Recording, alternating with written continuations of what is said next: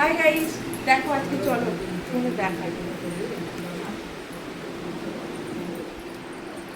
একা একা খেলে কিন্তু এরকমই হয়, ওই জন্য বলে সবাইকে দিয়ে খাও। এই যে শুয়ে আছে দেখো, সকাল থেকে যাচ্ছে আসছে, তাই জন্য ওঠো। বাতাসার জল খাওয়ানো হয়েছে, সাথে এই যে ক্ষীরের বাতাসা ভিজিয়ে দিয়েছি, এই খাবে এখন। যাচ্ছে আসছে বলতে বুঝতেই পেরেছো তোমরা, একা একা খেলে তো কী হবে বলো। চলো ওঠো। তো ওই জন্য তোমাদের দাদাভাই আজকে বেরোয়নি, কারণ আমার শরীরটা খুব খারাপ, বুঝতেই পারছো। আর এই অবস্থায় কাজে যাওয়াটা ঠিক না, ওই জন্য যাইনি। তো মুখ ধুয়ে একটু বাতাসার জল খেয়েছিল আর চিড়ে খেয়ে বলছে একটু ঘুমিয়ে পড়ো, তারপরে একটু স্নান করবে।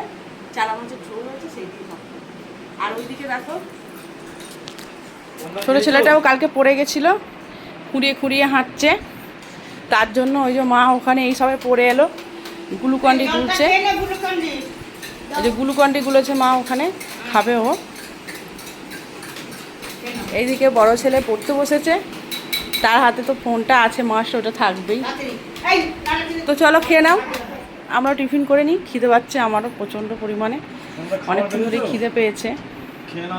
হ্যাঁ, ঝিমিয়ে গেছে বেচারা। আসলে আমি তো ভুক্তভোগী, সারাক্ষণ আমার খালি শরীর খারাপ, ওই জন্য আমার অসুবিধা হয় না। তোমার দাদাভাই একটুখানি কিছু হলেই মানে ও একটু কভার করতে পারে না, ও নেতিয়ে যায়। সে যাই হোক, চলো, তোমার কথা তো ধরা ছড়ার বাইরে, অবস্থা দেখো না। ঠিক আছে গাইস, চলো পরে আবার দেখা হচ্ছে। দেখো গাইস, চলে এলাম।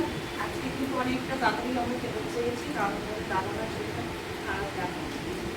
তো তোমাদের দাদাভাইকে ভাত দেবো এখন, চারা মাছের ঝোল রয়েছে, আর কুমড়ো আলু পটল, কোনো সব রকম আনাজ দেবে, তরকারি ভাজা আর পটল ভাজা, ওইদিকে আছে আলু ভাজা। তাই এই ছিল আজকের আমাদের মেনু। আজকে বেশি মেনু হয়নি, আর তোমাদের দাদাভাই একটু খারাপ হলো, পাপড়ি চলে এসছে। এখন বলছি খেয়ে দে ওষুধ খেতে, ওষুধটাও খেতে ইচ্ছে করছে না, কি করবো বলতে পারবো। আর তার সঙ্গে দেখো দেখো কোনটা ছোটো ছোটো ভাবে, আর দেখো অবস্থা দেখো। আর তার সঙ্গে দেখো ওই যে ছোটো ছেলের পাটা ও নিজেরটা দেখাচ্ছে, ও পায়ে চুকিয়ে গেছে। একে তো উঠেই যাচ্ছিল, অনেকদিন যাবো ডাক্তারখানা ঘর করছি, মানে আমাদের ঘরে কেউ সুস্থ নয়, সবাই অসুস্থ। কি জানি কী পাপ করেছি, তাও মনের মধ্যে হিংসা নেই, পেঁয়াজ নেই, কিছু না, কারোর কথাই কিছুতেই না। ঠাম্মা আগে আলু ভাজা দিয়ে খাবো, তারপর খাবো জলদি।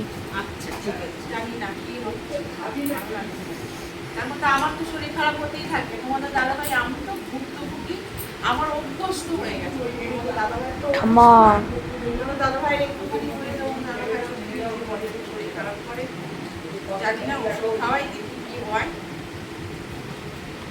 একদিকে শরীর পুরো হয়ে গেছে, আর ভাতও বেশি খেতে পারবে না, কিছুই খেতে পারবে না। টিফিনও চিড়ে দিয়েছি ঠিক কথা, কিন্তু ওই চিড়েটা খাইনি, সেই চিড়ে আমাকে ফেলে দিতে হয়েছে। আগে কাঁচকলা দিয়ে তরকারি খা,